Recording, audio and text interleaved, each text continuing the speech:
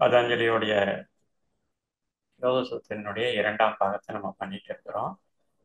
So இப்போ நம்ம பார்த்தீங்க, நம்ம நிறைய பயிற்சியை நிதானமாக பண்ணணும், மிதமாக பண்ணணும், தீர்க்கமாக பண்ணணும் அப்படின்னு சொல்லிட்டு.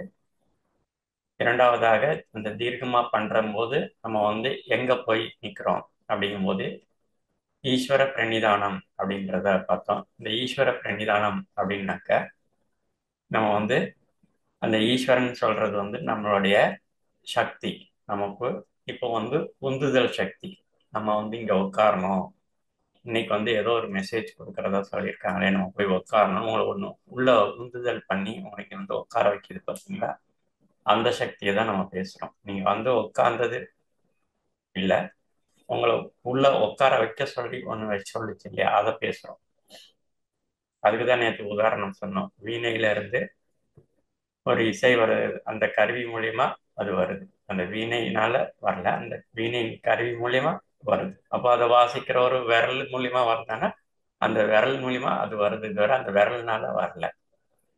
அப்படி பார்க்கும்போது பார்த்தீங்கன்னாக்கா அந்த விரல் மூலியமா வருதுன்னா அந்த விரலுக்கு உள்ள ஒரு மெசேஜ் போகுது இல்லையா, இப்படி இப்படி ஆப்ரேட் பண்ணுன்னு சொல்லி அந்த அறிவுனால வருதான்னு பார்த்தா அந்த அறிவுக்கு உள்ள ஒரு சக்தி வேலை செய்யுது. அந்த சக்தியை தான் நம்ம பேசுறோம். அந்த சக்தியை தான் ஈஸ்வர அப்படின்னு சொல்லி சொல்றோம். ஸோ அந்த ஈஸ்வர தன்மையில போய் நம்மளை சரண்டராக சொல்றோம். சரணாகதி ஆகுங்க, சமர்ப்பணம் ஆகுங்க, அங்க போய் அர்ப்பணிச்சுக்கோங்க அவங்கள அப்படின்னு சொல்லிட்டு. ஸோ அதுதான் ஈஸ்வர பிரணிதானம் அப்படின்றத பார்த்தோம். இன்னைக்கு அந்த ஈஸ்வரனுடைய நிலையில இருக்கணும் அப்படிங்கிறத சொல்றாங்க. இந்த சூத்திரத்துல என்ன சொல்றாங்கன்னா, ஈஸ்வரனோட நிலையில இருக்கணும் அப்படின்னு சொல்லிட்டு. ஸோ நேற்று அந்த இடத்த ஃபைண்ட் அவுட் பண்ணிட்டோம். அந்த ஃபைண்ட் அவுட் பண்ண இடத்துல நம்ம நிற்கணும், அங்க இருக்கணும் அப்படின்னு சொல்லிட்டோம். அப்ப ஈஸ்வரோட தன்மைங்கும் போது உங்களுக்கு ஒரு உந்துதல் சக்தி வந்தது இல்லையா, அந்த உந்துதல் சக்தியில நீங்க போய் சரணடைங்க. அது எது வேணா இருக்கலாம். உங்களுடைய ஆர்ட்டா இருக்கலாம், உங்களுடைய பாடலா இருக்கலாம், உங்களுடைய ஆடலா இருக்கலாம், இல்லை உங்களுடைய சுவாரஸ்யமான பேச்சா இருக்கலாம், இல்லை பார்வையா இருக்கலாம், எது வேணா இருக்கலாம். அது உங்களுடைய உந்துதலா உங்களுடைய சக்தியா இருக்கும். அதுல போய் நீங்க சமர்ப்பணம் ஆகுறதோ இல்லை சரணாகதி ஆகுறதோ ஏதோ அந்த இடத்துல நடந்ததுன்னா ஈஸ்வரனோட இணைஞ்சிருக்கிறதா சொல்றாங்க. அப்ப அந்த ஈஸ்வரனோட இணைஞ்சிருக்கும் போது நம்ம கேட்போம், இங்க ஒரு கேள்வி வரும். அப்போ அதுல வர நல்லது கெட்டதெல்லாம் அந்த ஈஸ்வரன் எடுத்துக்குவாரா, அவர் பார்த்துக்குவாரா, அதுல வர கர்ம வினையெல்லாம் அவங்களே ஏற்றுக்குவாங்களா அப்படின்னு கேட்டா கண்டிப்பா. ஸோ அந்த சக்தியினால் உண்டாகக்கூடிய எந்த ஒரு விளைவுமே அதுக்கு சம்மந்தப்பட்டது தான், நமக்கு கிடையாது. அதாவது இந்த பிசிக்கல் பாடி ஓரியன்டா ஏதோ வேற விஷயத்துக்கோ அது போய் சேராது. அந்த ஈஸ்வரனுடைய சக்தியினால உண்டான எந்த ஒரு விளைவா இருந்தாலும் அந்த விளைவை அவங்க பார்த்துக்குவாங்க. நம்ம அதுல எந்த ஒரு டவுட்டும் பட்டுக்க வேண்டாம். அப்ப அதுக்கு என்ன ஒரு உதாரணம் சொல்றோம் அப்படின்னு பார்த்தீங்கன்னாக்க, இப்ப தண்ணி போற பக்கத்துல நம்ம படகை செலுத்தணும்னா அது பாட்டுக்கு போயிட்டே இருக்கும் வேகமா. நம்ம எதிர் வினையா செஞ்சுட்டு போனோம் அப்படின்னு சொன்னாக்க நிறைய போராட வேண்டியிருக்கும். இப்போ நமக்கான வேலை நம்ம அதுதான் ரொம்ப சிம்பிளா சொல்லுவாங்க, நமக்கான வேலை நம்ம செஞ்சா அது 16 அடி உங்களை தூரத்துக்கு வளர்த்து கொண்டு போகும். நமக்கு சம்மந்தமில்லாத வேலையை செஞ்சா நம்ம எதிர்க்க முயற்சி பண்ணாலும் ஒரு அடி எடுத்து வைக்கிறதே பெரிய கஷ்டமா இருக்கும். அப்போ தேவையில்லாத ஒரு மாய மோட்டிஃபிகேஷன்லாம் நம்ம பேச வேண்டியிருக்கும், மாய மோட்டிவேஷன்லாம் நம்ம பேச வேண்டியிருக்கும். அவர் பார்ப்பார், நான் எவ்வளோ நாள் பண்றேன், நான் என்னால எதுவுமே சாதிக்க முடியல அப்படின்னு சொன்னா, அப்ப என்னன்னா அவருக்கான வேலை அது இல்லைங்கிறத அவர் ஏன் புரிஞ்சுக்கலைங்கிறதா தெரியும். அதனால இப்ப இங்க ஈஸ்வர தன்மையில நம்ம இருக்கணும் அப்படிங்கும்போது, ஈஸ்வர தன்மையில இருக்கும்போது அது இன்னும் வேகமா போயிட்டே இருக்கும், அது போகுல போயிட்டே இருக்கும். நமக்கு எதுவும் கஷ்டப்பட்டு சிந்திக்கணுன்ற அவசியமே இல்லை. நீங்க கண்ணை மூடினாலே டக்கு டக்குன்னு அதுக்கு பதில் வரும். ஒரு இசையமைப்பாளர்கிட்ட போயிட்டு நம்ம வந்து சிச்சுவேஷனை சொன்னா உடனே அவர் பாடல் எடுத்துட்டு வந்துடுவார், டோன் போட்டுடுவார். அவருக்கு வந்து புதுசா எதுவுமே யோசிக்கணுன்ற அவசியம்லாம் இல்லை. அவருக்கு சிச்சுவேஷன் சொன்னா டக்குன்னு அதுக்கு ஒரு டியூன் போட்டு அதுக்கு ஒரு பாட்டை, அதே மாதிரி ஒரு கவிஞர்கிட்ட போய் சொன்னோம்னாக்க இது மாதிரி இப்போ சிச்சுவேஷன் அப்படின்னா டக்கு டக்குன்னு 4 வார்த்தையை போட்டு அவர் கவிதையை கொடுத்துருவார். ஏன்னா அவர் வந்து கவிஞர்னு அவர் தெரிஞ்சு போச்சு, அது போக்குல போய்கிட்டு இருக்காரு. அவரை போய் இசையமைக்க சொன்னாக்கா அவரால் முடியாது. அப்ப இசையமைப்பாளர்கிட்ட போய் இது மாதிரி சிச்சுவேஷன், எனக்கு ஒரு இசை போட்டு கொடுங்க, அவர் போட்டு கொடுத்துருவார். அவர் நிலையை புரிஞ்சுக்கிட்டாரு. அவருடைய ஈஸ்வரத்தன்மையில அவர் இருக்காரு. பாடல் எழுதுறவர் அவருடைய ஈஸ்வரத்தன்மையில இருக்கிறார். அதனால அவங்களுக்கு வந்து எதுவும் கஷ்டமா இல்லை. போய் பாடல் பண்றவரை போய் நீங்க நடிக்கலாம் அப்படின்னு சொன்னாக்கா அவரு நடிச்சா நல்லாவே இருக்காது, வராது, நடிப்பு வராது. அவருக்கு பாட்டு எழுததான் தெரியுமே தவிர நடிப்பு வராது. அது மாதிரி நம்ம மாஸ்டர்ஸ் எல்லாமே இந்த விஷயத்த புரிஞ்சுக்காம என்னன்னா அவங்க எண்ணங்கள் விருத்தியான வாசி அந்த எண்ணங்கள் விருத்தியோட ஓடிக்கிட்டே இருக்கிறாங்க. அதனாலதான் வந்து பாத்தீங்கன்னா சஃபரிங் வருது, சரியான முடிவு எடுக்க தெரியல, எடுத்த முடிவுல சறுக்கல் இருக்குது, தலைவலி இருக்குது, எப்போ பார்த்தாலும் ஸ்ட்ரெஸ் இருக்குது, கேட்டாக்கா பிஸியா இருக்கிறேன்னு சொல்லிட்டே இருப்பாரு. ஒரு 5 நிமிஷம் 10 நிமிஷம் உட்காந்து சுவாசத்தை கவனிப்பா அப்படின்னு சொன்னா நோ நோ, எனக்கு வந்து பிஸி இருக்கு, இப்ப நான் வந்து அது இல்லை என்னோட வேலை அப்படி சொல்லுவார். ஆனா குறை பேசிட்டே இருப்பார், எப்ப பார்த்தாலும் அவருடைய ப்ராப்ளம் சொல்லிக்கிட்டே இருப்பார். ஸோ அப்ப பாத்தீங்கன்னா இதெல்லாம் என்னன்னா அவர் எதிர்பக்கமா போயிட்டு இருக்கிறார். அவர் போற வேண்டிய பாதையில போவாம அவர் வேற ஒரு பாதையில போறவாசி கடின உழைப்பு போடுறாரு. அதாவது ஒரு ஒரு 2 நிமிஷத்துல முடிக்கிற வேலையை அவர் வந்து கிட்டத்தட்ட 2 மணி நேரம் பண்ணிட்டு இருக்காரு.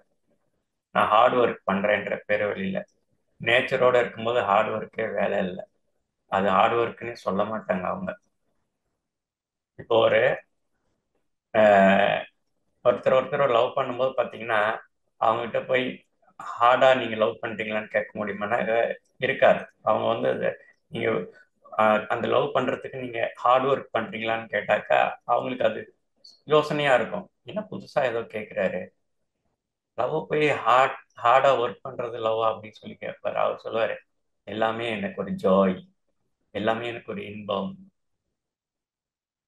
சாப்பிடாம இருக்கிறது, தூங்காம இருக்கிறது, இதெல்லாம் வந்து அவங்க கிட்ட போய் கேட்டோம்னாக்கா அவங்களாம் வித்தியாசமா யோசிப்பாங்க. அப்படியா, நான் சாப்பிடலையா இன்னும் அப்படி சொல்லி கேட்பாங்க. அது வந்து ஒரு ஹார்ட் ஒர்க்னு அவங்க சொல்ல மாட்டாங்க, அது ஒரு ஜாய், அது ஒரு இன்பமா இருக்கு எனக்கு, எனக்கு தோணவே இல்லை சாப்பிடணும்னு தோணலை, தூங்கணும்னு தோணலை அப்படி சொல்லுவாங்க.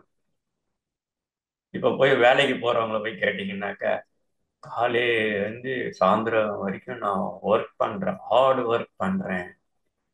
ஏன்னா அது அவனுக்கு சம்மந்தம் இல்லாத வேலை, யாருக்கோ வேலை பார்க்குறான். அதனால அவன் சொல்ற வார்த்தை என்னன்னா நான் ஹார்ட் ஒர்க் பண்றேன் அப்படி சொல்லுவாங்க.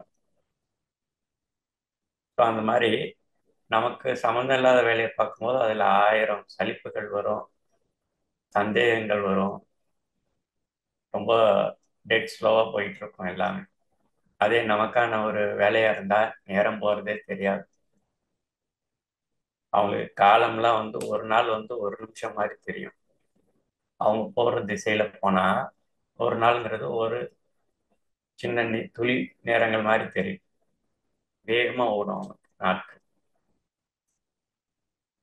இப்ப என்னன்னா இந்த ஈஸ்வர தன்மையில நம்ம இருக்கிறோம் அப்படின்னு சொன்னாக்க, இப்ப எப்படி இந்த லவ் பண்றவங்களுக்கு பாத்தீங்கன்னா ஏதாவது கஷ்டம்னாக்கா அதை வந்து அவங்க பொருட்படுத்தவே மாட்டாங்க, அவங்க பாட்டு போயிட்டே இருப்பாங்க. அதே மாதிரி இந்த ஈஸ்வர தன்மையில இருக்கும்போது பாத்தீங்கன்னாக்கா அதனால ஏற்படக்கூடிய முடிவுகள், அந்த முடிவுகள்னால ஏற்படக்கூடிய கர்ம வினைகள் எல்லாமே வந்து அந்த ஈஸ்வரனோட சார்ந்தது. நீங்க அந்த மாதிரி எடுத்துட்டு போயிட்டீங்க அப்படின்னு சொன்னாக்க உங்களுக்கு எந்த ஒரு ஸ்ட்ரெஸ்ஸும் வராது, எந்த ஒரு பயமும் வராது.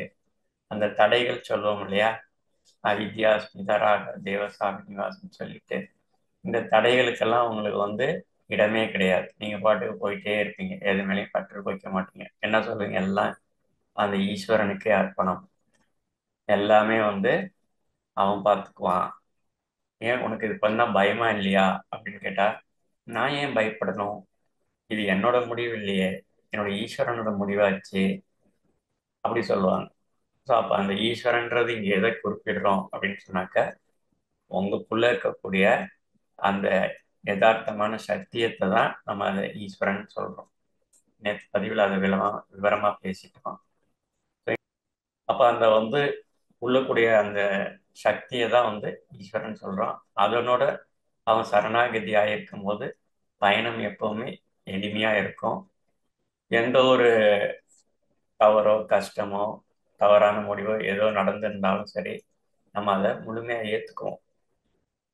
முழுமையா அதை ஏத்துக்கும் போதுதான் பார்த்தீங்கன்னாக்கா அங்க நமக்கு கர்மாவே கிடையாது. அதனாலதான் இங்க நம்ம மெடிடேஷன்ல என்ன சொல்றோம், நீ அக்செப்ட் பண்ணு அப்படின்னு சொல்லுவாங்க. அக்செப்டன்ஸ்க்கு ஸோ நம்ம அக்செப்டன்ஸுக்கு வந்துட்ட பிறகு அங்க நோ கர்மா. நீ எதப்பா கர்மா அனுபவிக்கிறேன்னு அவன் சொல்லுவான், இல்லை இன்னைக்கு என்னுடைய அனுபவம் இதை நான் இன்னைக்கு ஏத்துக்கிட்டேன், இன்னைக்கு இது என்னுடைய டியூட்டி, நான் செய்யறேன் அப்படி சொல்லுவாங்க. அவங்க அது ஒரு விளைவா பார்க்க மாட்டாங்க. அதை ஒரு விளைவாக பார்க்க மாட்டாங்க. அது ஒரு பாதையா பார்ப்பாங்க. ஸோ எவ்வளவு டிஃப்ரென்ஸ் பாருங்க, நமக்குள்ள ஒரு சம்பவத்தை எப்படிலாம் பார்க்கணும் அப்படிங்கிறத அழகா இந்த சூத்திரம் சொல்லிட்டு வருது. ஏன்னா சமாதின்றது நம்ம பார்த்தோம். சமாதிங்கிறது ஒரிஜினல் பேலன்ஸ், சரியான நிலைப்பாட்டில் இருக்கிறது. ஸோ அப்போ அந்த ஒரிஜினல் பேலன்ஸ்ல இருக்கும்போது நமக்கு தேவையான சிந்தனைகள் சரியா இருக்கும். சிந்தனை சரியா இல்லைன்னு சொன்னா ஒரிஜினல் பேலன்ஸு இல்லை, அது ஸ்லிப் ஆகுது, தடுமாறுது.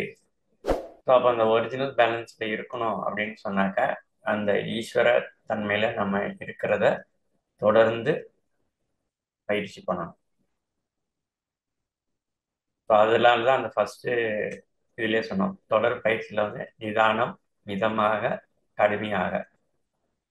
ஸோ கடுமையாக இதுக்கு வரும்போது பார்த்தீங்கன்னாக்கா உங்களுக்கு நல்ல ரிசல்ட் இருக்கும். இப்போ இந்த இடத்துல கடுமையான பயிற்சியும் போது நம்ம எதை எடுத்துக்கிறோம்னா தீர்க்க கால பயிற்சி எடுத்துக்குவோம். தீர்க்க காலம்னா நீண்ட நேரம் தியானம் செய்வது. நீண்ட நேரம் தியானம் செய்யும் போது பார்த்தீங்கன்னா விட்டு விட்டு செய்வது ஒரு தரம், விடாம கண்டினியூஸா செய்யறது ஒரு தரம். ஸோ விடாம கண்டினியூஸா செய்யறது ஃபர்ஸ்ட் குவாலிட்டி. விட்டு விட்டு, ஏன்னா அவங்க உடல் எப்படி அமைப்பு இருக்குது, அதனுடைய சக்தி எப்படி இருக்குதோ அதை பொறுத்து தியான நேரங்கள் போயிட்டு இருக்கோம். இல்லாட்டி அவங்களுடைய வேலை பலுவின் காரணமாக அவங்க நேரத்தை நிறுத்துற மாதிரி வரும். அந்த தியானத்தை கட் பண்ணிட்டு அப்புறமா சாயந்தரம் செய்வாங்க, நைட்டு தூங்கும்போது செய்வாங்க, காலைல எழுந்திருக்கும் போது செய்வாங்க. ஸோ இந்த மாதிரி பிரேக் விட்டு பண்ணுவாங்க. அது second quality. First quality continuous practice. ஏன்னா ரிசல்ட் எல்லாம் 2 ஹவர்ஸ் 3 ஹவர்ஸ்க்கு அப்புறம் தான் வரும். அதுக்கு முன்னாடி ஃபுல்லாக கிளீனிங் ப்ராசஸ் போயிட்டு இருக்கும் நமக்கு. அந்த கிளீனிங் ப்ராசஸ்லாம் இன்னைக்கு பார்த்தது, பேசினது, நேற்று வந்தது, இப்போ ஏதோ நிறைய இருக்கிறதெல்லாம் க்ளீன் ஆகும். அதுக்கு it may take maybe 1 hour 1.5 hours 2 hours எடுத்துக்கும். டைமை நம்ம எடுத்துட்டு போகும்போது தீர்க்க கால பயிற்சி சிறப்பாக நடக்கும். அப்போ அந்த இடத்துல பூர்ண வைராக்கியம் வந்துடும். நேற்று அதையும் சொன்னோம், பூர்ண வைராக்கியம் போது இப்போ நம்ம பற்றற்ற நிலையில இருக்கிறோம். என்ன சொல்றோம், எது நடந்தாலும் இந்த ஈஸ்வரனுக்கு அர்ப்பணம் சொல்லிட்டு இவர் வெளியே வந்துடுவார். அங்க போய் அட்டாச் ஆக மாட்டார். எல்லாம் நான் தான் செஞ்சேன், எல்லாம் என்னுடைய முயற்சி தான், இந்த நான் என்னுடையது, அந்த மாதிரி வியூலாம் போயிடும். இங்க எல்லாம் அர்ப்பணம், ஈஸ்வரனுக்கு அர்ப்பணம் அப்படின்ட்டு அந்த நானை எடுத்துருவாங்க. நான், எனது இதெல்லாம் காணா போயிட்டு எல்லாம் ஈஸ்வரனோடது, எல்லாம் ஒரு அற்புதமான என்னுடைய ஆற்றலுக்கு அப்பாற்பட்டது. அதுக்கு பல வேர்ட்ஸ் இருக்குது. நம்ம அதுல ஒரு வேர்டு அடையாளத்துக்கு பேசிட்டே வரோம். ஸோ நீங்க அது என்ன இது என்னன்னு அதெல்லாம் போய் கேள்வி கேட்டுட்டே இருந்தீங்கன்னா உங்களை குழப்பத்துக்கு கொண்டு வந்துடும். இங்க பேசிக்கா ஒரு சக்தி உங்களை மீறி செயல்பட்டு இருக்கு. அதுக்கு ஒரு பேர் ஈஸ்வரன் வச்சுக்கிட்டோம், அவ்வளவுதான். நீங்க வேற என்ன பேர் வேணாலும் வச்சுக்கலாம். ஸோ அந்த சக்தி உங்களை வழி நடத்தும் போது அதனோடு சரணடைந்து நீங்க பயணிச்சீங்கன்னு சொன்னாக்க அது உங்களுக்கு முழு தொலைப்போட அது போகும். அதனாலதான் இந்த இடத்துல ஈஸ்வரனோட நம்ம இணைந்து இருக்கிறது அப்படின்றது சொல்றாங்க. ஈஸ்வர தன்மையோட இருப்பது அப்படின்னு.